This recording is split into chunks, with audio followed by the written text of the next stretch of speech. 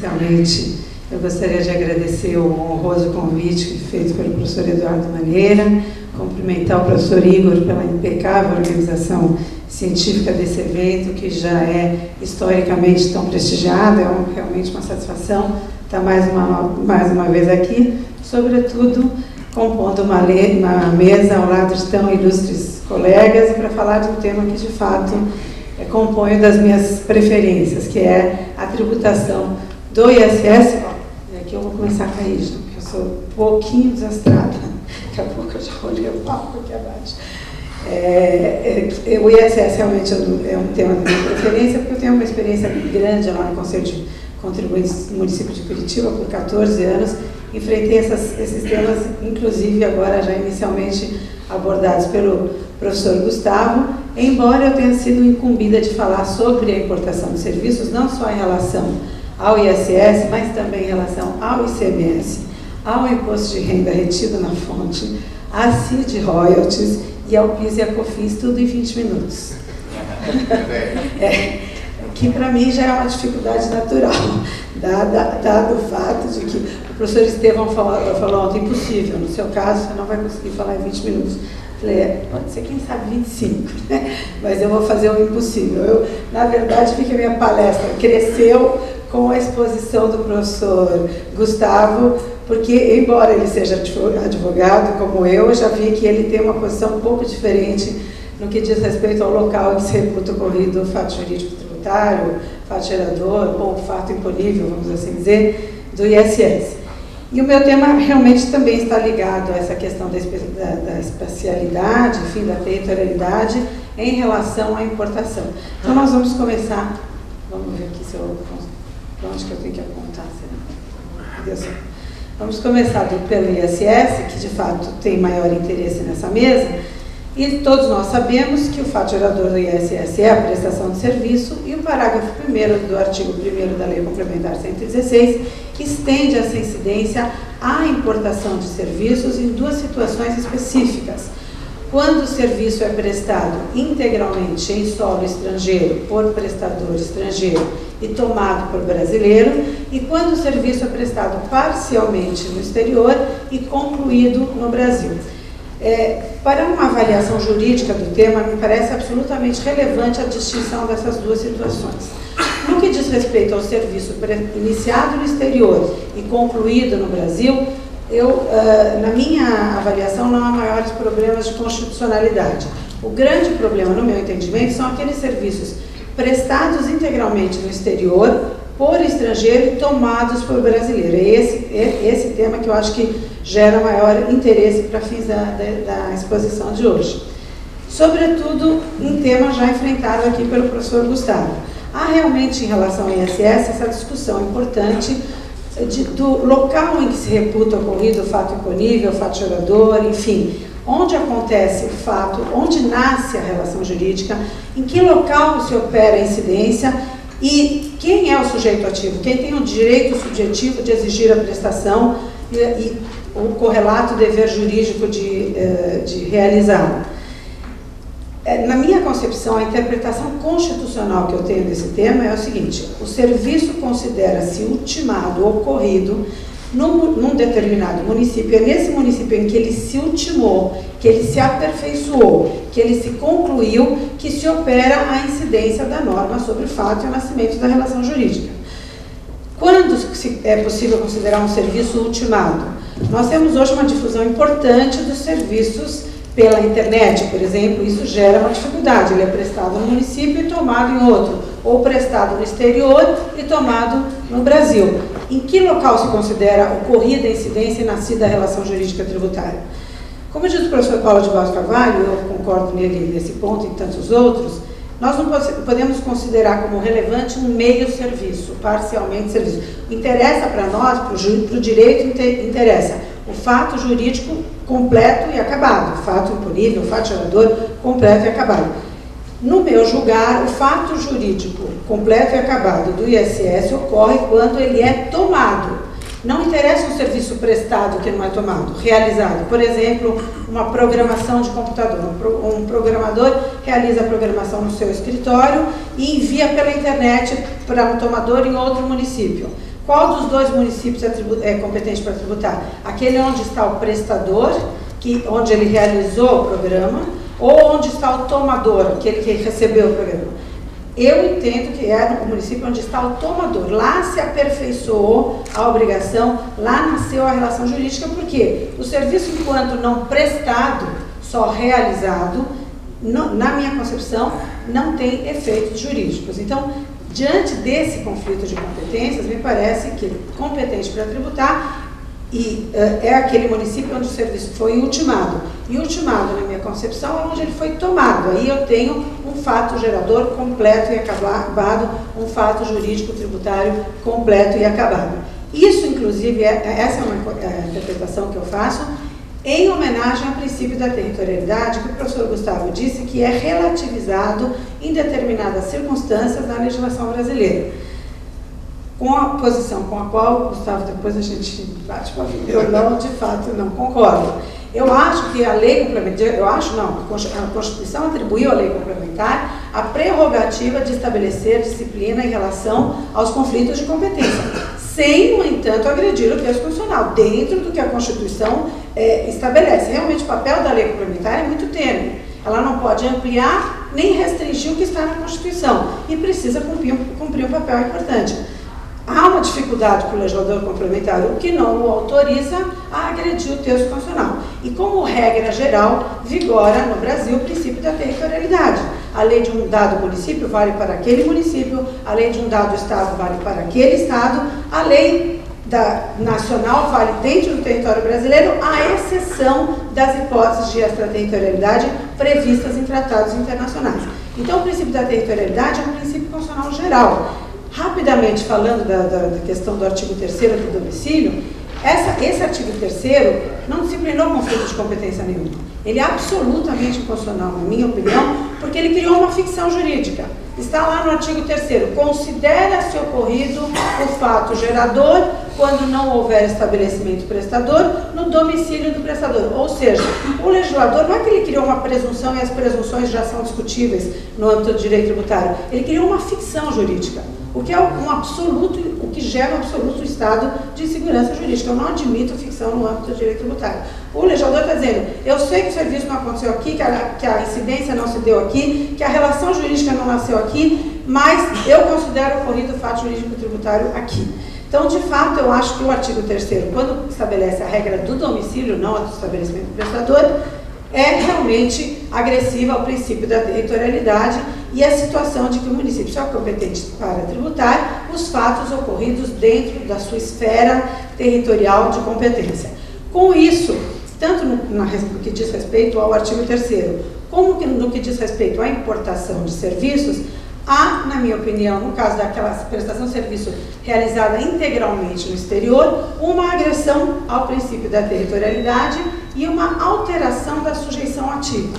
Então, o que me parece constitucionalmente admissível no âmbito do ISS é que a autoridade estrangeira tributa os serviços ocorridos no exterior. A autoridade brasileira, o município brasileiro, tributa os serviços ocorridos dentro do território nacional. Por isso que eu digo que a importação de serviço que se conclui no Brasil pode sofrer tributação no âmbito do município em que ela definitivamente ocorreu. Mas o problema não está só na sujeição ativa, mas também na sujeição passiva no que diz respeito à importação de serviços. Como regra geral, nós temos no artigo 5º da Lei Complementar 116, que é contribuinte, ou seja, destinatário constitucional do imposto, o prestador do serviço, não o tomador do serviço. O contribuinte do imposto, aquele que quem é o contribuinte? O destinatário constitucional é o que manifesta a riqueza. Como regra geral, aplica-se o princípio que norteia a cobrança de impostos, é o princípio da capacidade contributiva. Ou seja, é a manifestação de capacidade contributiva que autoriza a tributação. Quem manifesta a capacidade contributiva é o prestador do serviço que recebe a remuneração. No entanto, o artigo 6º da Lei Complementar 116 criou hipóteses de responsabilidade tributária, como nós vamos ver que existem outros tributos. E ao fazê-lo, permitiu, inclusive uma regra que eu acho que soluciona o problema do domicílio, permitiu aos municípios que criassem nas suas legislações uma regra de retenção, ou seja, Quando o serviço for tomado em um determinado município, se não houver estabelecimento prestador, o tomador deve reter os 5% e recolher ao município em que foi prestado o serviço. Essa regra é perfeita para resolver aquele problema da territorialidade, porque daí, nascida a relação jurídica num determinado município, é ele que vai receber o tributo devido. Essa regra, esse artigo, além de criar hipóteses de responsabilidade, disse ali o seguinte, que além do responsável poder reter o valor do tributo devido, ele é devedor do tributo mesmo que ele não tenha feito a retenção. Então eu tenho uma previsão de responsável por substituição que pode reter o tributo devido e que mesmo não tendo retido, é o que está dito lá, é o devedor do tributo, ou seja, é uma regra que transforma o sujeito por substituição em contribuinte do imposto. Ainda que ele não tenha retido, porque no momento da retenção, o que acontece na substituição, quando há agentes de retenção? Existe o contribuinte e existe o substituto, ou seja, realiza-se o comando constitucional. O contribuinte sofre o ônus da tributação quando tem retido da sua remuneração o valor do imposto. E eu tenho um substituto que garante o recolhimento do tributo. Essa regra do artigo 6º, embora tenha previsto a substituição, e se houver retenção, eu tenho a manutenção do contribuinte original, que é o prestador de serviço, ela prevê o seguinte, se não houver retenção, o substituto é devedor do tributo. Então, transformou o agente de retenção em contribuinte do imposto e estendeu essa hipótese, inclusive, à importação, o que fez no inciso 1. A regra de responsabilidade do parágrafo, não estou enxergando aqui, do parágrafo primeiro, né? Aplica-se ao inciso 1º. O que é importante frisar é que essa não é uma regra exclusiva, um problema exclusivo em relação ao ISS, a situação da substituição tributária na hipótese de importação de serviços. O ICMS, que também aqui é da minha incumbência fazer uma investigação, também prevê na Constituição, a Constituição também prevê o ICMS, a incidência do ICMS, sobre o serviço prestado no exterior e prevê, a lei complementar prevê igualmente, a substituição tributária para a hipótese de ICMS, ou seja, eu terei um substituto recolhendo tributo, vamos assim dizer, entre aspas, em nome e por conta do contribuinte. O que ocorre também no imposto sobre a renda. Então, o imposto sobre a renda também, o imposto de renda retido na fonte, também prevê que na importação de serviços, os valores pagos a título de remuneração ao prestador no exterior devem sofrer retenção do imposto de renda na fonte e recolhimento para a autoridade brasileira. Então, isso acontece para o ISS, acontece no ICMS de fato, e acontece também no imposto sobre a renda, como também há essa previsão para o PIS e para a COFINS na importação. Em relação aos serviços prestados por pessoa física ou pessoa jurídica no exterior, também incide, além do ISS, do ICMS, do Imposto sobre a Renda, incide o PIS e a COFINS, tanto para os serviços iniciados e concluídos no exterior, como para aqueles lá iniciados e aqui concluídos. E o fato gerador já não é a prestação de serviço, mas é o pagamento do serviço, o que também pode gerar uma reflexão no meu entendimento. Esse pagamento tem como base de cálculo o valor do imposto sem dedução do ISS e do valor das próprias contribuições. Então, é uma tributação por dentro, no caso do PIS e da COFINS. Tá? Compõe a base de cálculo do PIS e da COFINS na importação a própria contribuição, sem exclusão, inclusive, dos valores relativos ao ISS. Positivamente, o que pode se dizer em relação ao PIS e a COFINS é que elas, para os contribuintes que fazem uso do regime não cumulativo, elas podem ser objeto de creditamento, aquelas efetivamente pagas na importação de serviço, elas podem ser objeto de creditamento.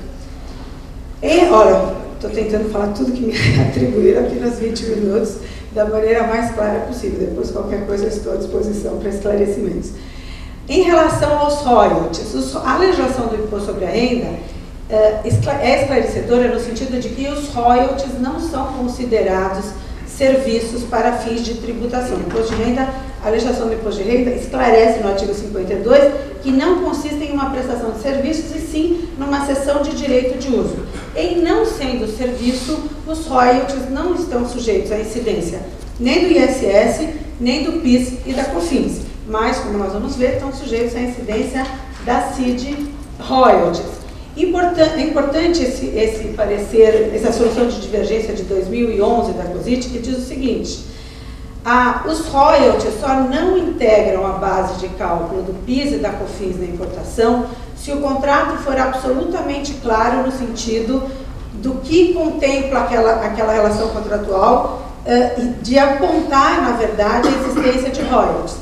Neste caso, o imposto não incidirá apenas sobre os valores conexos contratados. Porém, se o contrato não for suficientemente claro, embora os royalties não sejam serviços para fins de incidência da PIS e da COFINS, eles passam a compor a base de cálculo de maneira global. Por isso, eu achei importante trazer isso aqui.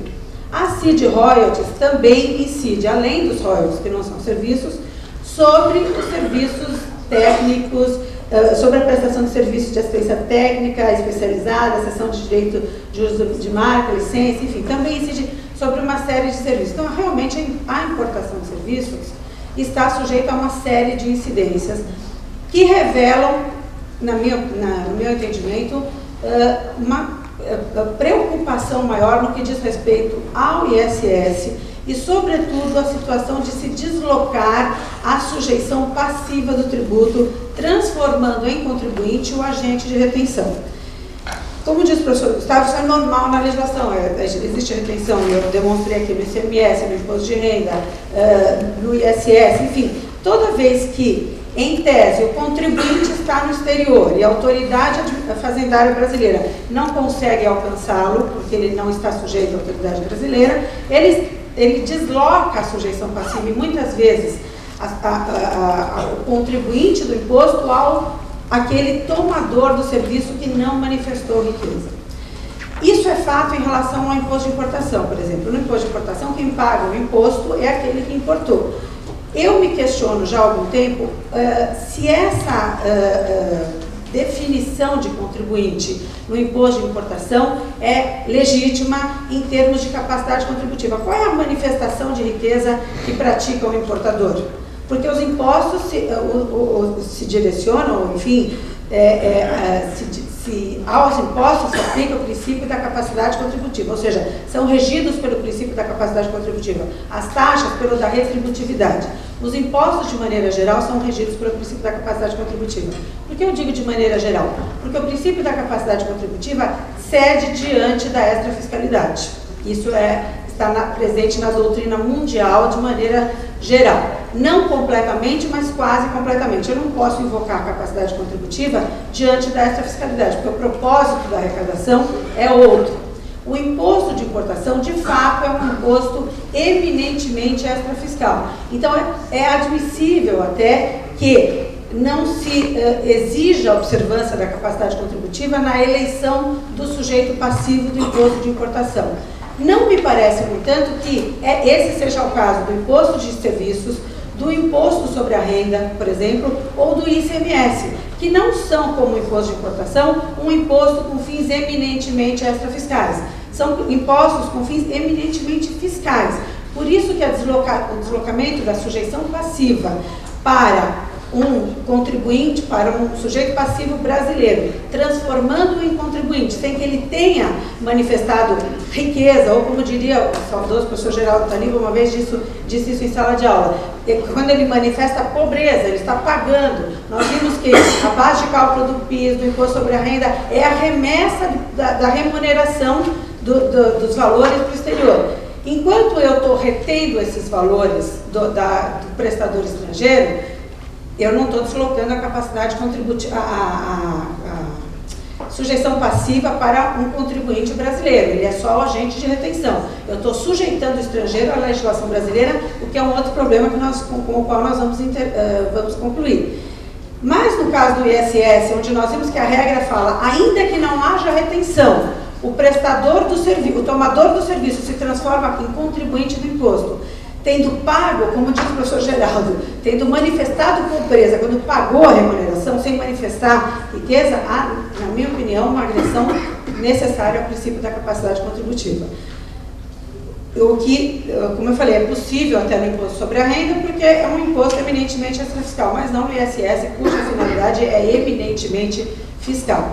O segundo problema, e realmente que eu acho mais complicado, é a agressão ao princípio da territorialidade, no sentido de que, quando o serviço é prestado no exterior e lá nasce a relação jurídica, eu estar sujeitando o estrangeiro à legislação brasileira, sem que haja tratado internacional disciplinando essa matéria. Então, provavelmente, se não houver tratado, vai haver uma dupla incidência, lá e cá, né?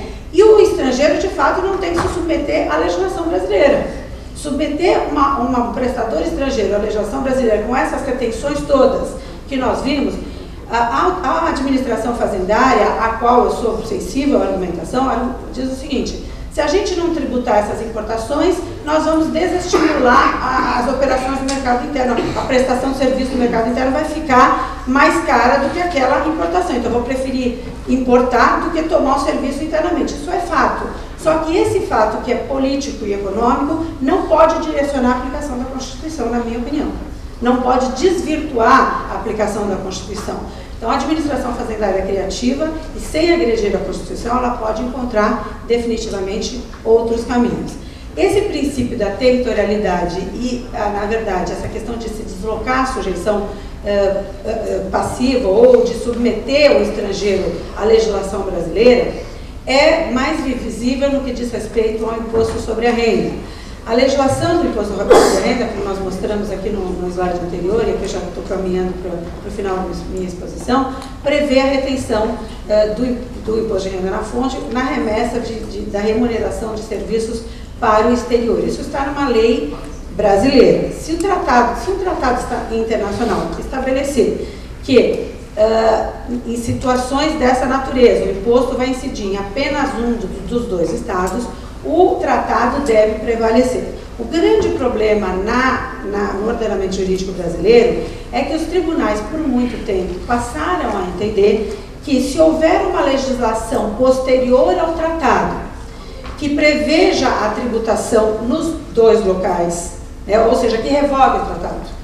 Tem a lei brasileira, depois vem o tratado que estabelece que a tributação tem que se dar em apenas um dos dois estados, e num segundo momento vem uma nova lei que retoma a situação anterior ao tratado. O STF, o STJ, até agora, até 2012, reiteradamente decidiam no sentido seguinte: o tratado não tem hierarquia superior à lei, portanto, a lei posterior que conflite com o tratado deve sobre ele prevalecer em observância ao critério cronológico, ou seja, a lei posterior revoga a lei anterior, ou seja, a lei posterior revoga o tratado anterior, que para os tribunais tem status de lei ordinária. Situação contra a qual eu sempre me insurgi, inclusive na minha tese de pós-doutoramento, e sempre entendi que, já que nós não temos uma norma constitucional que atribua superioridade hierárquica aos tratados, então nós temos que optar na antinomia normativa, não pelo critério cronológico, mas pelo critério da especialidade. O tratado é especial em relação à lei, que é geral. A opção por um dos critérios de solução de antinomia é a opção do intérprete, é uma opção política do intérprete. Ele pode optar pelo critério cronológico ou da especialidade. Mas, para manter o prestígio e a respeitabilidade do Brasil no Concerto Internacional das Nações e o respeito àqueles tratados que nós subscrevemos, nós temos que optar, na minha opinião, sempre tivemos, como eu falei, fruto do meu trabalho de doutoramento, pelo critério da especialidade. Nessas situações de importação de serviço, é muito usual a incidência do imposto de renda de forma dúplice, né, nos dois estados. E como eu relatei, a jurisprudência era muito negativa nesse sentido, sempre aplicando o critério cronológico e afastando a aplicação de tratados. Agora, em 2012, veio a questão está sendo discutida no Supremo, há só um voto do ministro Gilmar Mendes, e o ministro Toffoli está com vista para se manifestar sobre esse tema, até um processo, se não me engano, da Volvo. Enquanto o STF está decidindo a matéria, o ministro Castro Meira, esse ano, decidiu esse tema, inclusive em relação à importação de serviços, aplicando o critério da especialidade. Eu me lembro que eu vi isso no Valor Econômico, eu falei, não acredito. Depois de tantos anos que eu fiz a minha tese de pós-doutorado, alguém falou desse critério da especialidade. E, de fato, é um voto extensíssimo do Castro Meira, acompanhado à unanimidade da turma, de que deve prevalecer o tratado em detrimento da lei posterior, em observância do critério da especialidade, que eu achei perfeito, intocável, inclusive me preocupei até em mandar um e-mail para ele fazendo os meus elogios acadêmicos. Não, o ministro não tem nenhum cliente nessa área, mas academicamente era o que eu queria ouvir. Agora só falta alterar a Constituição para criar uma norma que atribua a superioridade hierárquica aos tratados que eles merecem ter, e que tem, na verdade, na América Latina inteira, só aqui que não tem, no mundo inteiro, as constituições já foram alteradas para, de fato, atribuir ao tratado a força que eles devem ter. Eu acho que cumpri aqui heroicamente os meus 20 minutos, agradeço a atenção de todos e qualquer dúvida eu estou à disposição.